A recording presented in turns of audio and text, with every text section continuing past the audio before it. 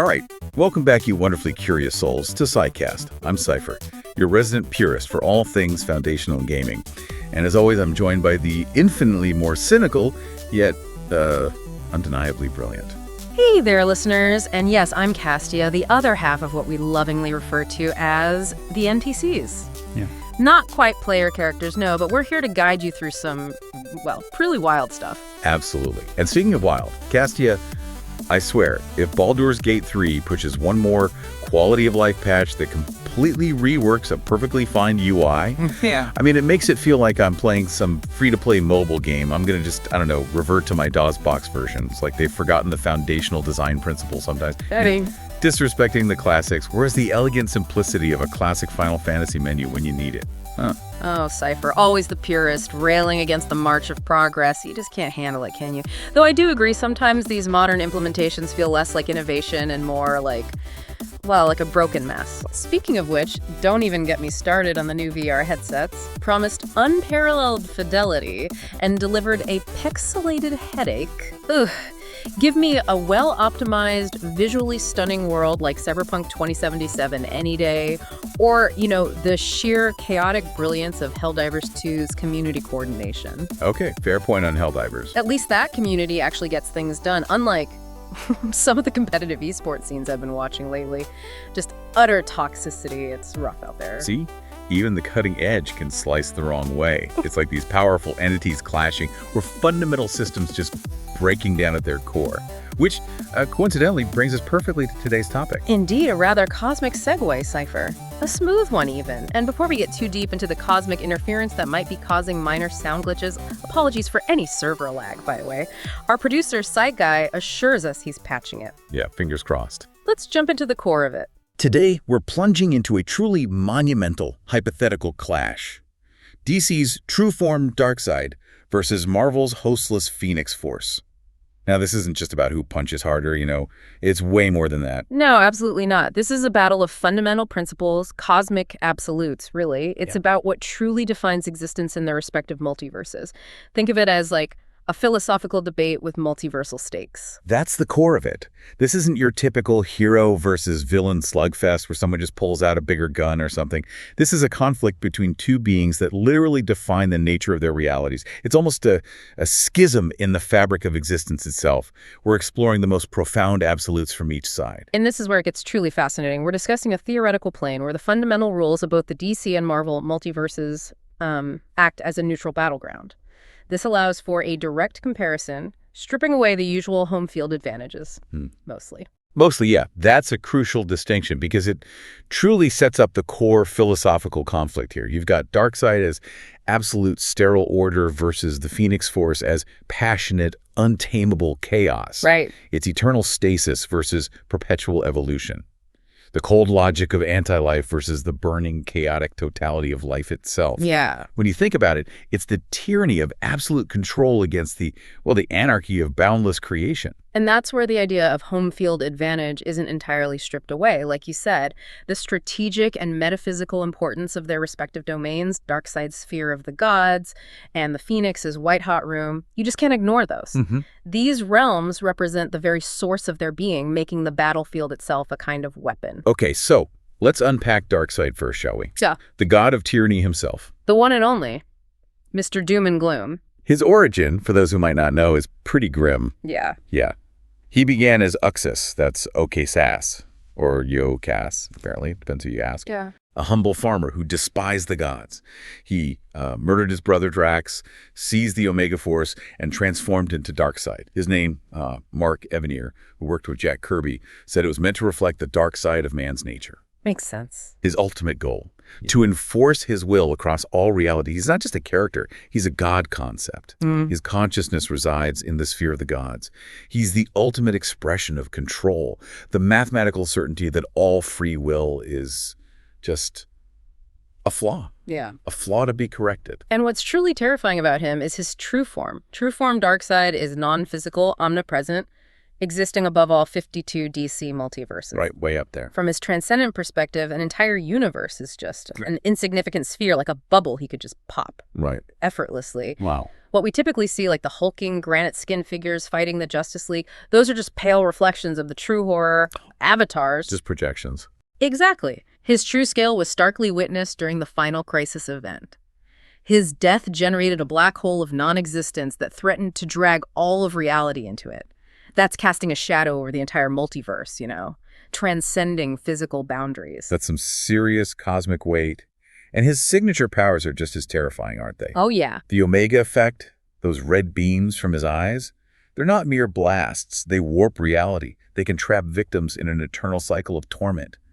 The Omega sanction, Pure despair. ensuring absolute despair and submission.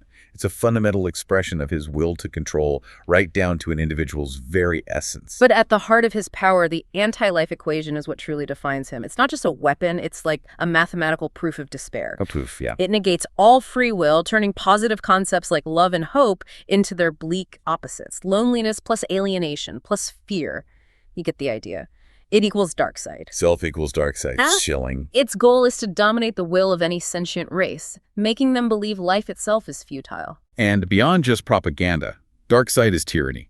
He's a statement of fundamental truth in the DC universe, a concept wherever oppression, fear, and control fester. He really embodies that highest order of multiversal beings. And his feats definitely back that up. For sure.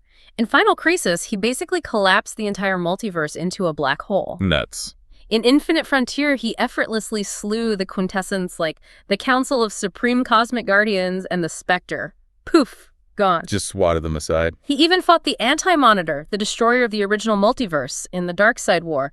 And more recently, he absorbed the Spectre and used the Miracle Machine to corrupt an entire universe. This guy is not messing around. Truly terrifying. A being on a whole other level. Okay, now let's pivot. Let's talk about the fire of creation. The Phoenix Force. Castia, tell us about this cosmic entity. The Phoenix Force. Okay, so it's a primordial force of the Marvel Universe. It's the sum total of all psionic energy that has existed, does exist, and ever will exist. Think about that. Wow. All of it. All of it. It's the spark of evolution and the fire that consumes stagnation.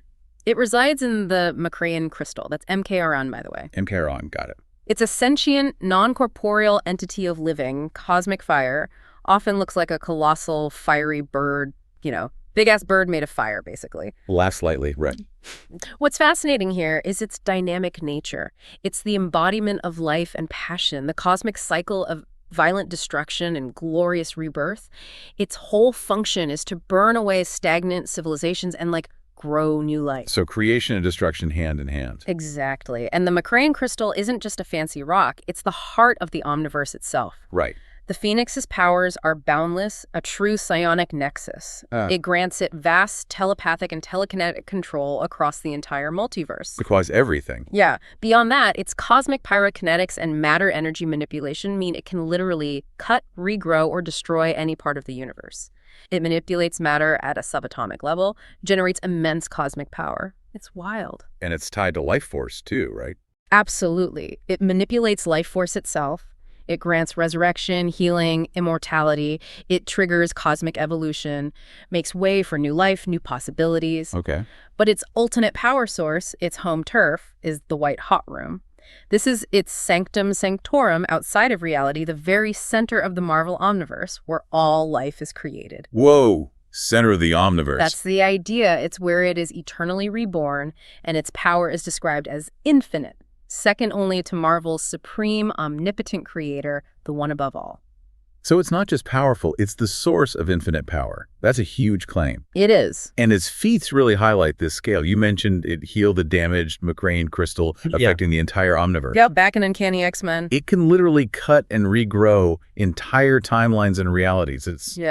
That's reality warping on another level. Pretty much. And it exists simultaneously across all timelines as a single unified entity. True multiversal omnipresence. It's everywhere all at once. Kind of, yeah. And remember, the X-Men Teen Titans crossover, it destroyed a universe with only a mere fraction of its power. A fraction. Okay. Yeah. This thing is the real deal, no question. It absolutely is. All right. Before we dive into the actual battle scenarios, just got to do a quick shout out.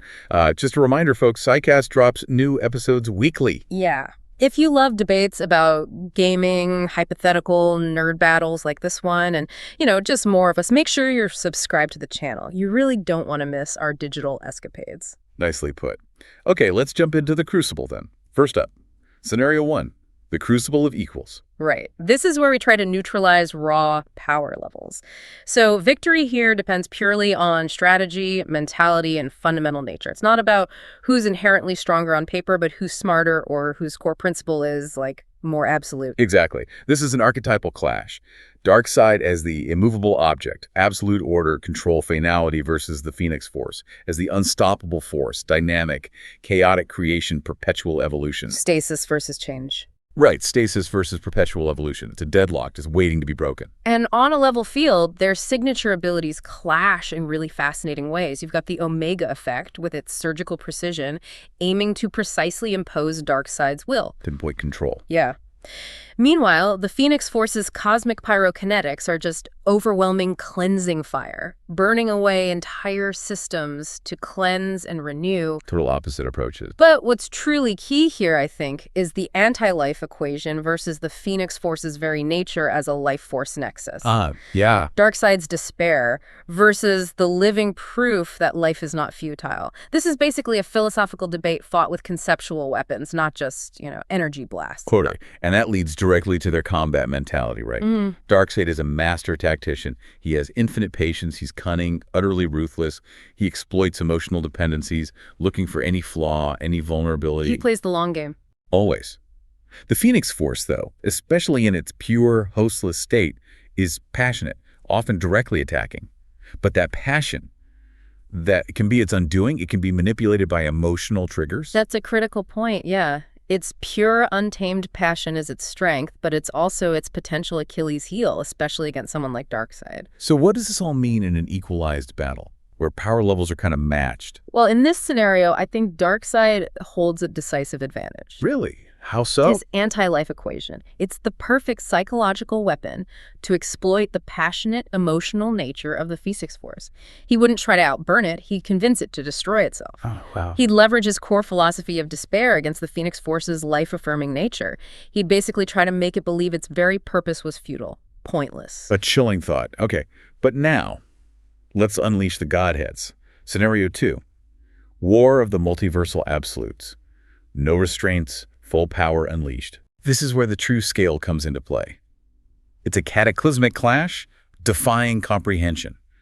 A war not of equals, but of, cosmic hierarchies. Precisely. Darkseid is a god concept existing above the 52 DC multiverses, a supreme deity in his own right. Top tier in DC. But the Phoenix Force, it's often positioned as a fundamental component of all multiverses. It's consistently placed at the very apex of the Marvel cosmic hierarchy, second only to the one above all. So higher on the cosmic ladder, maybe? Arguably, yeah.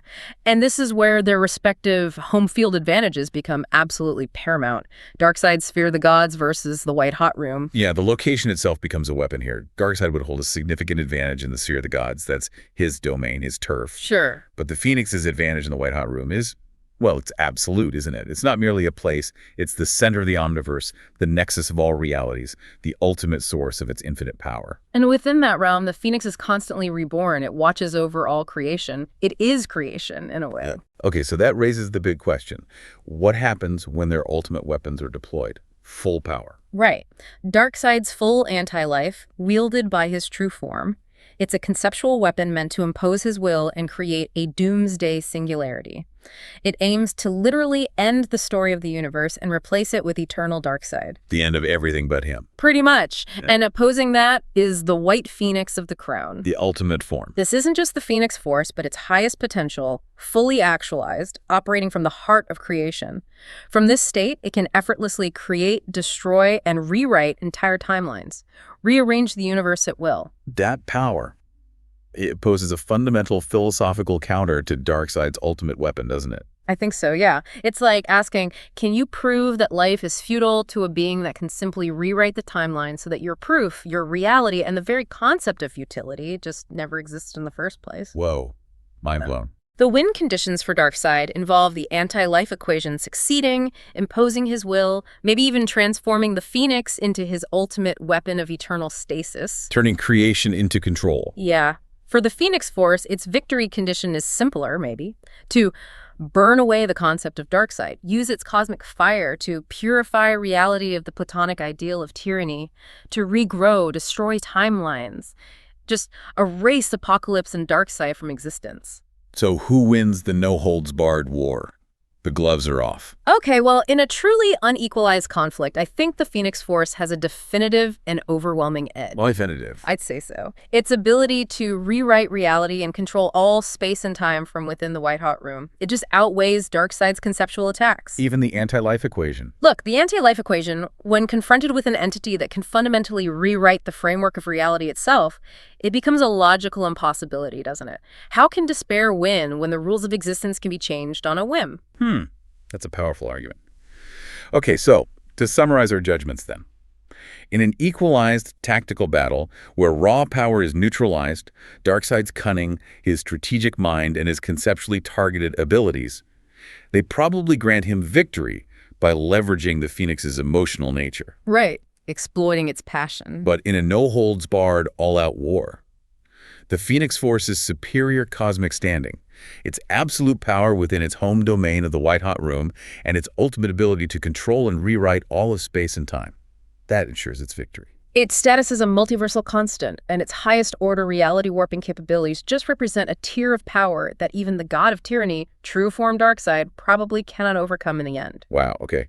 But regardless of who wins, the cost. Yeah. It's got to be catastrophic. Right? Oh, absolutely devastating. This is a metaphysical conflict. Fundamental concepts bleeding into each other. You'd see dimensional barriers cracking, maybe threatening DC's Source Wall, Marvel's McCrae crystal. The foundations of reality shaken. Exactly. The energies unleashed would destabilize realities everywhere, inducing states of passionate, fiery creation and oppressive, silent stillness across countless worlds. Yeah. The war would serve as a chilling reminder, wouldn't it? That when cosmic absolutes go to war, there are no true winners. Nope. Only a forever altered and deeply scarred reality left in their wake. Makes you think, doesn't it? For sure. So, if absolute sterile control wages war against chaotic, life-affirming passion, and both can scar the very fabric of reality, what does that say about the ultimate power in the cosmos? Is it the rigid system or the unstoppable force of change that truly holds the keys to existence? Something to ponder. Indeed. Remember, you're awesome. Never let the world tell you otherwise. Stay safe. Stay sane.